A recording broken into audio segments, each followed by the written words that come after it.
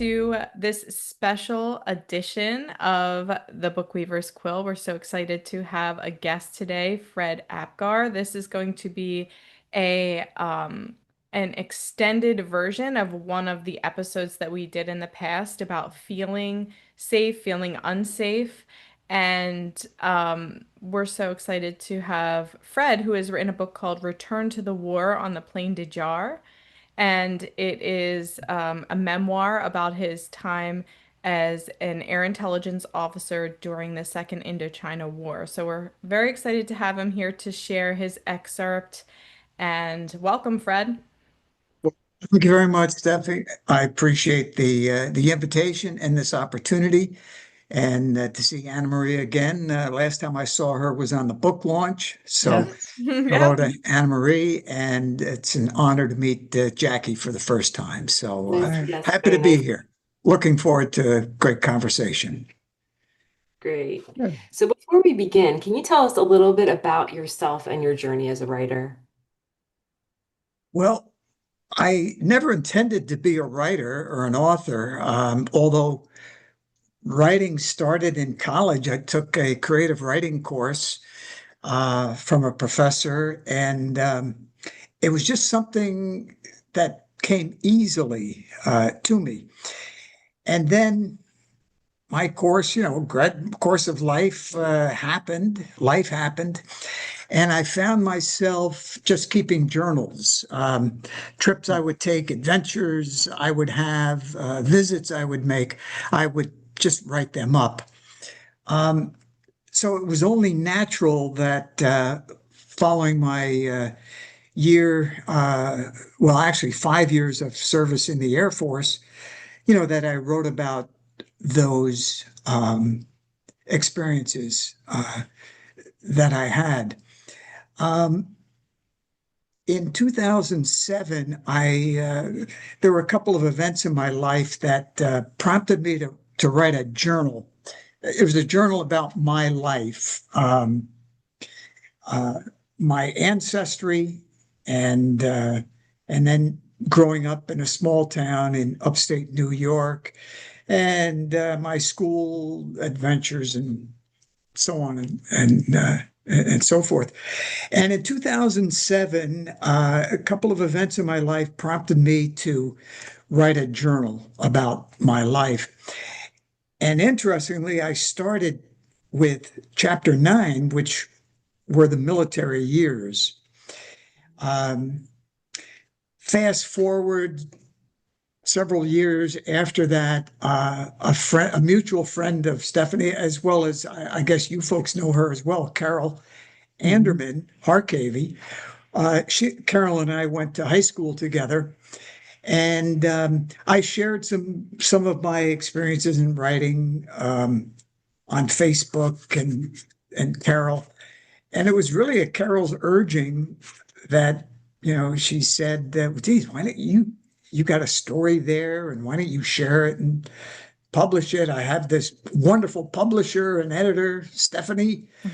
I'll introduce you. And I said, no, it was never my intention to do that. The journaling is just something, and the writing is just something I enjoy and take some pleasure from. And I tell Carol that it was her persistence, and I'm careful not to use the word nag.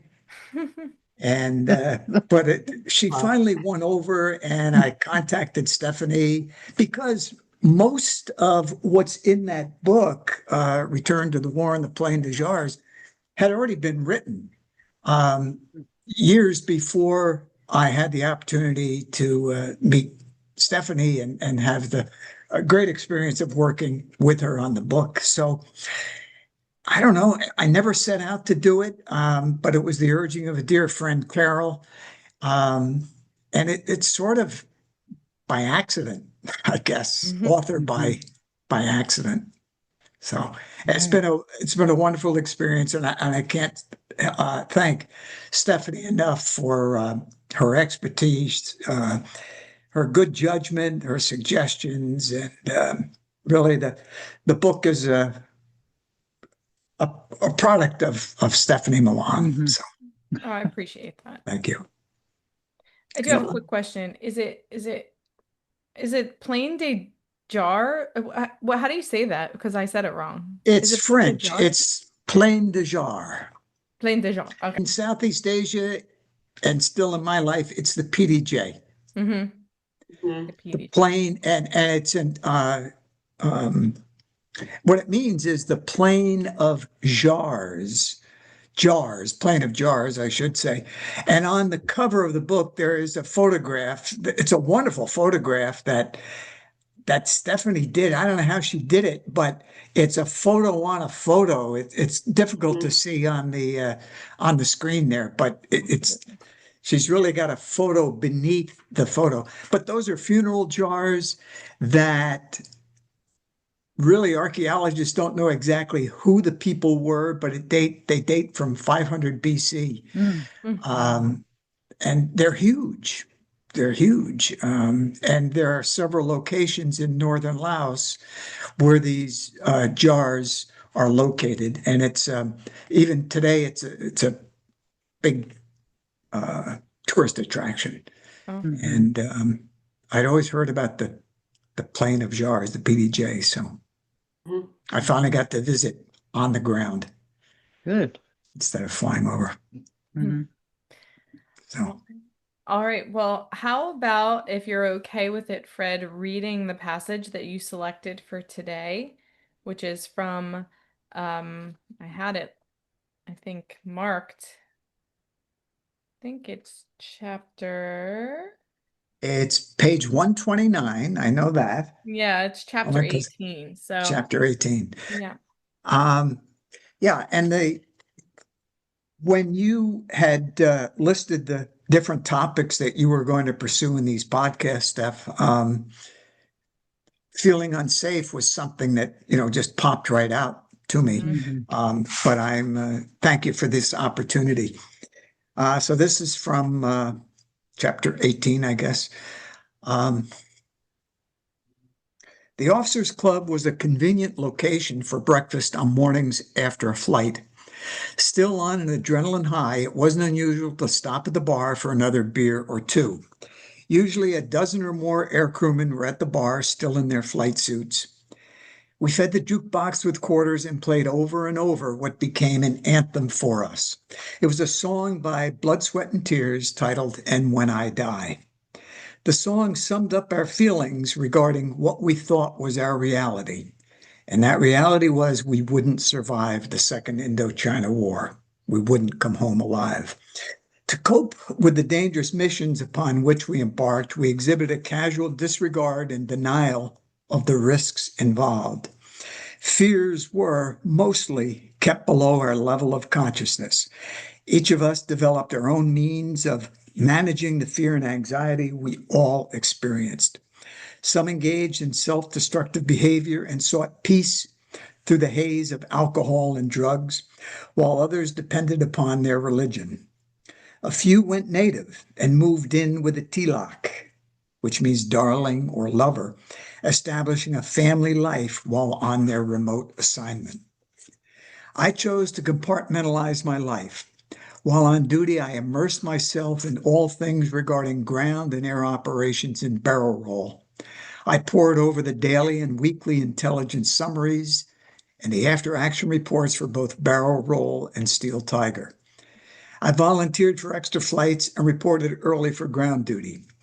I was the one who was usually the first to report in the morning and the last to leave our shack in the evening. I was continually in search of ways in which I could, in some small measure, support our beloved Hmong warriors. Um, and just for explanation, Laos, for our purposes during the war, was divided in northern Laos, which we called barrel roll, and southern Laos, which was called Steel Tiger. And my experience in Southeast Asia, I was involved with the air and ground war in barrel roll, northern Laos, which was a totally different war reality from what was happening in southern Laos Mm. and totally different from what was happening in country in South Vietnam. And those military personnel, both on the ground and in the air, it was a totally different war in South Vietnam. Um, and from what we experienced in Barrel Roll.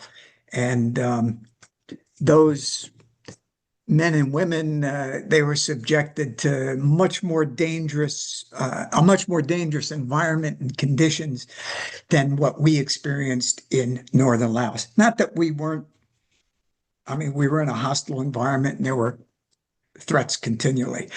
So the idea of feeling unsafe was a reality.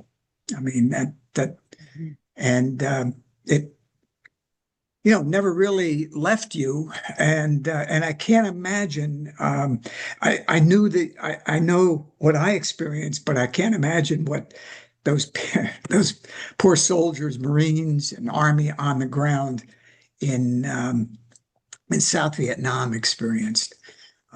Just uh, there's a quote in the book from the name escapes me right now. Stephanie, maybe you can help me. But in war, no warrior is unwounded. Mm. And everyone who experiences combat is damaged in some way. So, Yeah. Yeah. Yeah. Powerful. I really I, liked how you described like how each in your section of what you understood how different types of people, you know, dealt with Reacted. that. Some people used this, some people did this. yeah. Some people may have thrown themselves into the work and the mission. I just really, I When, remember the first time I read that, and it was very visual for me, like seeing yeah. people and then just imagining people, moving in with someone and like basically creating a family just to kind of take Yeah. the pain And away from that feeling. and that family and that devotion to one another is is huge. A part of being in combat. I was unprepared for the reality, and I don't know that anyone going into a combat environment is ever prepared unless they've experienced before. I was totally unprepared. It was my childhood dream to um, join the military, to wear the nation's uniform, and I had a burning desire to serve in combat situation. And that came from my childhood. That came from movies that I watched. Movies like A Walk in the Sun uh, was a classic. And it was totally unrealistic in terms of what really happens in that situation. And my expectations were totally unrealistic. I first knew that this is different when I attended jungle survival school in the Philippines. On my way over to Southeast Asia, all air crewmen go through jungle survival. And for the first time, you handle equipment. There are tactics, procedures that were taught about how to survive. And that began to, well, wait a minute, this is serious. This is serious stuff, which it was.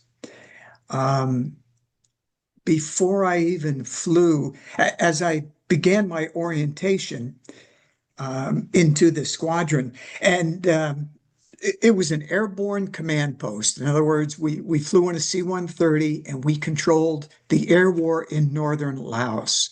We had controllers on board who controlled the aircraft. I was an intelligence officer.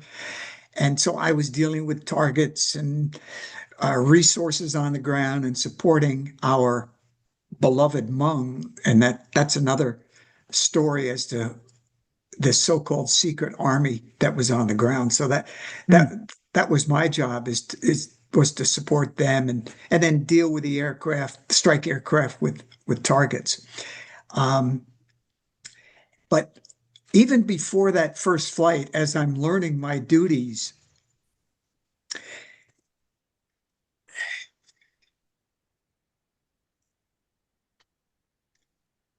you were surrounded by death. Mm. Death was happening every day. The resources, the incredible resources that we devoted to locating the enemy and destroying the enemy, it was unbelievable. Every day there were shoot downs. There were air crewmen, United States air crewmen that were being shot down, many of whom were rescued, but others were taken prisoner, and sadly others, were killed.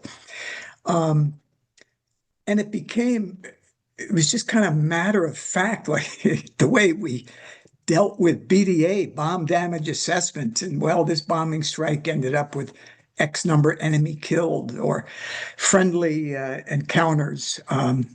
So it was the first time in my life that I ever experienced um, death to that extent. Up to Mhm. that point, elderly grandparents that passed away that, wasn't totally unexpected. Um, but this was this was new. Um, so it was a different environment. And emotionally it takes a toll on you all. Mhm. Prior to my first flight, um, there was a myriad of feelings that I experienced. Incredible stress. There was fear and a realization, hey, am I going to survive this? And yet there was exhilaration at the same time. I mentioned adrenaline before, and the adrenaline was flowing, and you're preparing. It's your body's way of preparing yourself physically as well as mentally for what you're about to experience. Um, but for the most part, I mentioned in that reading about that casual disregard, and that's what Mm. in time we began to our persona. You just began to exude that casual disregard, and it was repressed out of your conscious thoughts. So you didn't really think about the danger, and you just accepted, and you know, well, whatever's going to happen will happen. Mhm. Yeah. Um, so, as I indicated in that reading, for me, I just threw myself into the work. I guess that's called compensation. Mhm. So we used a lot of defense mechanisms Mhm. Mhm. in that environment. Yeah, I'd love to interject right here, Fred, and tell you that the people that are going to be able to hear what you've just shared with all of us, the components of what you've shared, I don't know if you understand how healing they are Mm. for several different reasons. One, you talk about the fact that you've kept journals, and journals are very, very important in our working through a healing process for ourselves. So writing Abs- is a beautiful way to get in touch with that unspoken part of what we're going through, and it comes through very naturally in our writing. So for the people that are listening to this particular podcast, that is a nugget of gold that you've just given everyone. I was just going to interject also that memories. I mean, your journals became memory keepers, and that's very, very, very important. It's like pro-perceptive writing. And that's so, like I said, you've just given everyone that is going to be listening to this a little nugget of gold of how to get through certain things. Yeah. Thank you for those comments, Anna Mm. Marie. To this day, in fact, my days in my present life, I spend at the computer writing, about my experiences and so forth. And I'm on the road a lot, visiting American historical sites. And every trip and every place I visit, I, write up about that. And and part of what you shared is why I do that. And I visit battlefields. As I indicated, World War I, I spent a week up there. I spent a week on the Normandy beaches. And now I've been to over 300 Civil War Oh, battlefields, and now wow. it's French and Indian War sites. It's American Revolutionary War that's why I live in Savannah. The history down here is just phenomenal.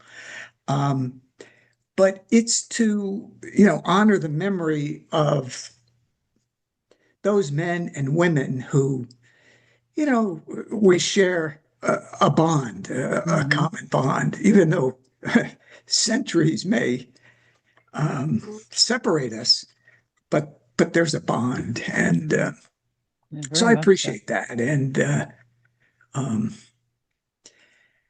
I know a lot of veterans of Vietnam, they struggle.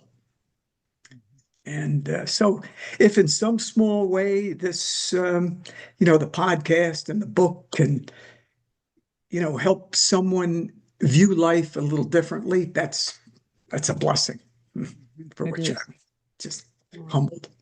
Mm-hmm. So, yeah. Jackie, I didn't mean to jump over, hon.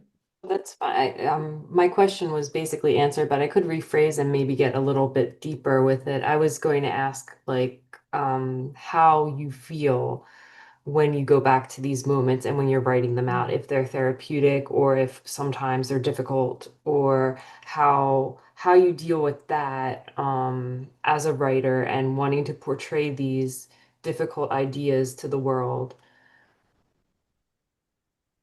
Well, it's a little bit of a lot of what you mentioned. It is therapeutic, um, and helps me get over some of the feelings of guilt and shame.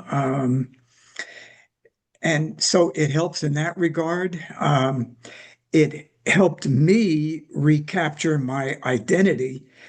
And that was one of the things that I left in Southeast Asia. And that was my identity as a Vietnam veteran, because the reception we received, the lesson was, well, Mm. hide that, leave that behind. Don't mention that in conversations because you're going to be criticized and subjected to abuse, and which a lot of men and women were. Mhm. Mm-hmm. Very much. So there is that therapeutic element. As I indicated before, I like to honor the memory of those who've passed, and this helps me Mhm. uh, do that. Um, and healing with myself, not that I needed a lot of healing, but there were some feelings that had been suppressed that needed to come to the Mm-hmm. surface that I had to deal with. And I go back, I can't thank Stephanie enough for creating this publication that has just reached out to a lot of different people and has brought, some reactions to me, which have been, oh, what's the word? Gratifying and Mhm. rewarding and appreciated. So Mm-hmm. I appreciate that very much. So I'm Mm-hmm. The honored to book have is, joined yeah, the you book is folks. so good. And, you know, I read it a lot of times, and each time I would uncover something that was a little bit deeper. And, Fred, you're a very empathetic person. You have just like a really wonderful energy about you, and the way you tell stories, even though it's like some really heavy stuff, it's done in a creative way that's very appealing and intriguing for readers. And I think that your journey back to, and maybe, this is something that we can have you back on and you can pull a passage from there or something, but your journey back to Laos and the experiences that you had with the people there, and um, the wonder, the kindness, the empathy, the connection, and the synchronicities that you experienced in that part of your journey, I think were kind of aligns like what we were talking about today. We had a podcast just before this that we're going to be posting. It's on defining moments. And I think that you had a lot of them. So Hmm. that journey back. So we'll have to revisit that for sure, but it's just so beautifully written. So it's like you really go through this journey with you in this book, like, from that initial um fear of, wait, what am I getting into, to just really focusing on the mission, doing what you have to do, to the reception when you got home and sort of integrating back into Yeah. society and making sense of it, and then going on this journey of like brotherhood and redemption afterwards that just brings it all together. It's just a really Hmm. beautiful book, and very thankful to have worked on this book with you, and to have you here today to talk about this as well. Yeah. Thank you. Yeah. Yeah. In the book, I prior to that journey, my return to Laos was in 2014, and years before that, I was being led on a journey, and it was the good Lord who was leading me. There were just these events in my life, and it all culminated with that journey back to Laos in Mm. 2014. I spent 2 weeks in Barrow Roll just visiting the different battlefields, and they're called Lima sites, these little forward operating bases. And the people I met were just amazing. None of it was planned. My itinerary in terms of where I wanted to visit was planned, but the people that I met, that was unplanned. Hmm. Um, and I met an officer in the North Vietnamese army.